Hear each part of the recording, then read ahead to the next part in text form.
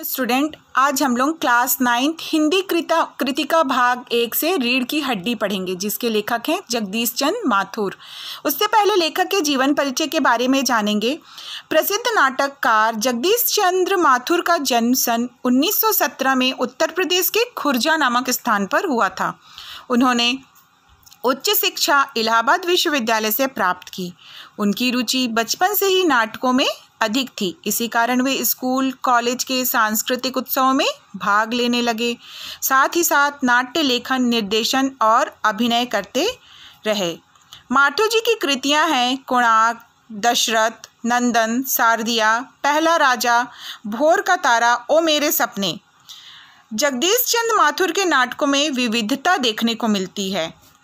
उन्होंने ऐतिहासिक नाटकों के साथ साथ सामाजिक समस्याओं से जुड़े एकांकी और नाटक भी लिखे हैं। उनकी व्यंग्य प्रधान एकांकी चर्चित रही है। सन 1978 में उनका देहांत हो गया।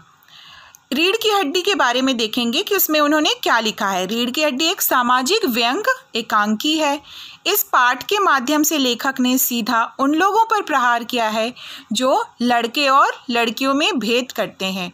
रीढ़ की हड्डी में जगदीश चंद्र माथुर ने उस स्थिति को बताने की कोशिश की है जब लड़कियां पढ़ लिख कर सक्षम हो जाती हैं तथा उनमें आत्मविश्वास जाग उठता है, फिर भी समाज के कुछ दकियानुसी विचार वाले लोग लड़कियों की इस सफलता से दुखी ही रहते हैं।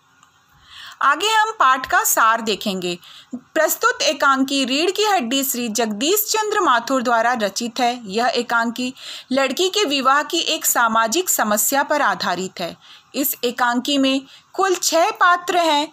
रामस्वरूप, उनका नौकर रतन, रामस्वरूप की पत्नी प्रेमा, उनकी बेटी उमा, शंकर के पिता गोपाल प्रसाद तथा शंकर।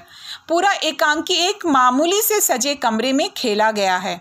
उमा को देखने के लिए गोपाल प्रसाद और उनका लड़का शंकर आने वाले हैं। रामस्वरूप और उनका नौकर कमरे को सजाने में लगे हैं। तख्त पर दरी और चादर बिछाकर उस पर हारमोनियम रखा गया है। नाश्ता आदि भी तैयार किया गया है। इतने में ही वहाँ प्रेमा आती है और कहती है कि तुम्हारी बेटी तो मुंह फुलाए पड़ी हुई है। तभी रामस्वरूप कहते हैं कि उनकी माँ किस मर्ज की दवा है, उसकी माँ किस मर्ज की दवा है। जैसे तैसे वे लोग मान गए हैं। वो कह रहे हैं कि लड़के वाले कितनी मुश्किल से मान गए हैं। अब तुम्हारी बेवकूफ़ी से सारी मेहनत बेकार चली जाए तो मुझे दोष मत देना। इस एकांकी में घर के जो मुखिया रामस्वरूप हैं वो अपने घर को सजाते संवारते हैं, क्योंकि आज उनकी बेटी उमा को देखने के लिए गोपाल प्रसाद अपने बेटे शंकर के साथ आ रहे हैं। रामस्वरूप अपने नौकर के साथ तख्त को उस पर बिछाई जाने वाली चादर को ठीक करते हैं। नौकर कुछ ऊंचा सुनने के कारण धोबी को धोती सुन लेता है, जिसके कारण घर में हास्यास्पद स्थिति उत्पन्न हो जाती है। तो एकांकी में क्या दिखाया गया है कि उमा आती है और उनको अपने पति को बताती है कि जो उनकी बेटी है वो मुंह फुलाए बैठी है। वो इसका सारा दोष पढ़ाई लिखाई पर डाल देती हैं। कहती है कि ये तुम्हारे ही प्यार का नतीजा है और इससे अच्छा तो हमारा जमाना था जब लड़कियां कम पढ़ा लिखा करती थी। प्रेमा बताती कि उमा पाउडर तक नहीं लगाती। इस पर रामस्वरूप कहते हैं कि वो बिना पाउडर के भी अच्छी दिखती है। रामस्वरूप बताते हैं कि वैसे तो वे लोग बहुत पढ़े लिखे हैं। गोपाल प्रसाद पेशे से वकील है तथा उनका बेटा BSc पास है, पर उनके विचार दकियानुसी हैं। वे लड़की ऐसी चाहते हैं जो अधिक पढ़ी लिखी ना हो और लड़का तो बाप से भी बढ़कर है। वो पढ़ता तो लखनऊ के मेडिकल कॉलेज में है, पर शादी के मामले में पढ़ी लिखी लड़की उसे पसंद नहीं है। रामस्वरूप अपनी पत्नी से कहते हैं कि अब किसी भी तरह उसे तैयार करो, क्योंकि लड़के वाले कभी भी आ सकते हैं। तो रामस्वरूप ने अपने नौकर रतन को मक्खन लाने के लिए भेजा। बाहर जाते हुए रतन देखा कि कोई घर की ओर बढ़ रहा है। वह मालिक को बताता है कि थोड़ी देर में दरवाज़ा खटखटता है और दरवाज़ा खुलने पर गोपाल प्रसाद और उनका लड़का शंकर आते हैं। रामस्वरूप उनका स्वागत करते हैं। दोनों बैठकर अपने ज़माने की तुलना नए ज़माने से करते हैं। अपनी आवाज़ और तरीके को बदलते हुए गोपाल प्रसाद कहते हैं, अच्छा तो साहब बिजनेस की बात की जाए। वे शादी विवाह को एक बिजनेस मानते हैं। रामस्वरूप उमा को बुलाने के लिए जाते हैं। तभी पीछे से गोपाल प्रसाद अपने बेटे शंकर से कहते हैं कि आदमी तो भला है, मकान वकान भी हैसियत बुरी नहीं लगती, पर यह तो पता चले कि लड़की कैसी है। वे अपने बेटे को झुककर बैठने पर डांटते हैं। रामस्वरूप दोनों को नाश्ता कराते हैं और इधर उधर की बातें करते हैं। गोपाल प्रसाद लड़की की सुंदरता के बारे में पूछते हैं तो राम स्वरूप कहते हैं वह तो आप खुद देख लीजिएगा। फिर जन्मपत्रियों के मिलाने की बात चलती है तो राम स्वरूप कहते हैं कि मैंने उन्हें भगवान के चरणों में रख दिया है, आप उन्हें मिला हुआ ही समझ लीजिए। बातचीत के साथ ही गोपाल प्रसाद लड़की की पढ़ाई लिखाई के बारे में भी पूछना चाहते हैं। वे कहते हैं कि हमें तो मैट्रिक पास बहू चाहिए, मुझे उससे नौकरी तो करानी नहीं है। उमा को बुलाने पर वह सिर झुकाए तथा हाथ में पान की तस्तरी लिए आती है। उमा के लगे चश्मे को देखकर गोपाल प्रसाद और शंकर दोनों एक साथ बोलते हैं, चश्मा। रामस्वरूप चश्मा लगाने की वजह को स्पष्ट कर देते हैं। दोनों संतुष्ट हो जाते हैं।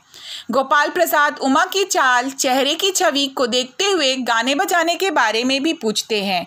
सितार उठाकर गीत सुनाते हुई उमा की नज़र उस लड़के पर पड़ती है तो वह उसे पहचान कर गाना बंद कर देती है। फिर उमा से उसकी पेंटिंग सिलाई के बारे में पूछा जाता है। इसका उत्तर रामस्वरूप दे देते हैं। तब गोपाल प्रसाद उमा से कुछ इनाम विनाम जीतने के संबंध में पूछते हैं हुए उमा को ही उत्तर देने के लिए कहते हैं। रामस्वरूप भी उमा से ही जवाब देने के लिए कहते हैं।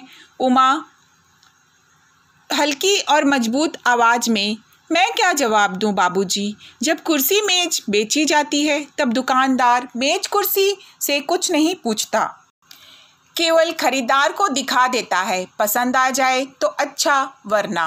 रामस्वरूप क्रोधित होकर उसे डांटते हैं। उमा, अब मुझे कहने दीजिए बाबूजी, ये जो महाशय मुझे खरीदने आए हैं जरा इनसे पूछिए तो कि लड़कियों के दिल नहीं होता क्या, उनके चोट नहीं लगती है, लड़कियां मजबूर भेड़ बकरियां हैं क्या जिन्हें कसाई अच्छी तरह देखभाल कर। गोपाल प्रसाद आओ में आकर, रामस्वरूप बाबू क्या आपने। उमा के इतना कहने पर जो गोपाल प्रसाद रहते हैं वो ताव में गुस्से में आकर रामस्वरूप से बोलते हैं, मुझे मेरी इज्जत उतारने के लिए यहाँ बुलाया था। उमा, आप इतनी देर से मेरी नापतोल कर रहे हैं, इसमें हमारी बेइज्जती नहीं हुई? और ज़रा अपने साहबजादे से पूछिए कि अभी पिछली फरवरी में ये लड़कियों के हॉस्टल के आसपास क्यों चक्कर काट रहे थे और या वहाँ से कैसे भगाए गए थे। गोपाल प्रसाद, तो क्या तुम कॉलेज में पढ़ी हो? उमा, हाँ पढ़ी हूँ, BA पास किया है। तो उमा गोपाल प्रसाद से कहती है कि जरा अपने साहबजादे से, अपने बेटे से पूछिए कि पिछली फरवरी को ये लड़कियों के हॉस्टल के इर्द गिर्द क्यों घूम रहे थे और वहाँ से कैसे भगाए गए थे। वह शंकर की करतूत के विषय में बताती है कि शंकर कॉलेज में लड़कियों के हॉस्टल के आसपास घूमते हुए लड़कियों से छेड़खानी करते हुए पकड़ा गया था। तब उसने नौकरानी के पैरों में गिरकर माफ़ी मांगी थी और भाग निकला था। उसकी वहाँ पिटाई भी हुई थी। उमा शंकर की चरित्रहीनता को उधेड़ कर रख देती है। गोपाल प्रसाद उमा से पूछते हैं कि तुम क्या पढ़ी लिखी हो? तब उमा जवाब देती हुई कहती है, हाँ मैंने BA पास किया है, मैंने ना तो कोई चोरी की है और ना ही आपके पुत्र की तरह इधर उधर ताक झाँक कर कायरता का प्रदर्शन किया है। गोपाल प्रसाद खड़े हो जाते हैं और रामस्वरूप को बुरा भला कहते हुए अपने बेटे के साथ दरवाजे की ओर बढ़ते हैं। उमा पीछे से कहती है, जाइए, जरूर जाइए, घर जाकर जरा यह पता लगाइए कि आपके लाडले बेटे की रीढ़ की हड्डी है भी या नहीं। तो उमा ने कहा, गोपाल प्रसाद बोले कि रामस्वरूप जी आपने हमको यहाँ बेइज्जती करने के लिए बुलाया है। तो गोपाल प्रसाद स्वयं को अपमानित किए जाने की बात कहते हैं और वहाँ से जाने को करते हैं और वहाँ से उठ जाते हैं और जाने लगते हैं। तो उमा यह कहकर उन्हें और चिढ़ा देती है कि घर जाकर यह पता लगाएगा कि आपके लाडले बेटी की रीढ़ की हड्डी भी ये है या नहीं, यानी बैकबोन। गोपाल प्रसाद और शंकर लौट जाते हैं। गोपाल प्रसाद और उनका लड़का दरवाजे से बाहर चले जाते हैं और प्रेमा आती है। उमा रो रही है। यह सुनकर रामस्वरूप खड़े हो जाते हैं। रतन आता है बाबूजी मक्खन। सभी उसकी तरफ देखने लगते हैं और एकांकी समाप्त हो जाता है। रीढ़ की हड्डी एकांकी शीर्षक बिल्कुल उचित है। इसमें रीढ़ की हड्डी एकांकी का शीर्षक इसलिए कहा गया है क्योंकि शरीर को सीधा रखने के लिए रीढ़ की हड्डी का बहुत महत्व होता है। यही स्थिति चरित्र की है। यहाँ हड्डी चरित्र का प्रतीक है। इस प्रकार रीढ़ की हड्डी का प्रतीकार्थक चरित्रवान होना है। शंकर में रीढ़ की हड्डी नहीं थी, इस कारण ही वह चरित्रहीन था। उसमें खुद की मजबूती नहीं थी, वह दूसरों पर निर्भर रहता था। जैसे उसके विवाह हेतु लड़की के गुण उसके पिता तय करते थे और शंकर उसी में अपनी सहमति प्रकट कर देता था। उसमें निर्णय लेने की क्षमता नहीं थी। यदि ऐसे व्यक्ति समाज के संचालन का भार दे दिया जाए तो सामाजिक स्थिति पर नकारात्मक प्रभाव पड़ेगा। जिसमें स्वयं को संभालने की शक्ति न हो वह दूसरों को क्या संभालेगा। इसलिए रीढ़ की हड्डी शीर्षक उचित है। इसलिए इस कहानी का शीर्षक, एकांकी का शीर्षक रीढ़ की हड्डी है। इस कहानी का उद्देश्य यह है कि इस कहानी के माध्यम से, इस एकांकी के माध्यम से लेखक ने समाज में व्याप्त विषमता एवं रूढ़ियों को दूर करने का प्रयास किया है। लेखक कहता है कि आज के समय में लड़के लड़कियों में भेद करना उचित नहीं है। लड़कियों को भी समाज में शिक्षा एवं सम्मान प्राप्ति का उतना ही अधिकार है जितना लड़कों को। हमें रूढ़िवाद को समाप्त करना होगा, विचारों में बदलाव लाना होगा, सशक्त चरित्र का निर्माण करना होगा। समाज में उमा जैसी लड़की की आवश्यकता है जो शिक्षित होने के साथ साथ स्पष्टवादी है, अन्याय के खिलाफ आवाज उठाना जानती है एवं चरित्रवान भी है, जो हमारे समाज को विकसित करे और कुरीतियों को भी दूर कर सके। इस एकांकी के माध्यम से लेखक ने कमजोर चरित्र एवं रीढ़ विहीन लोगों को उनकी कमियों के बारे में बताने की कोशिश की है। इस प्रकार यह पाठ समाप्त हुआ। धन्यवाद।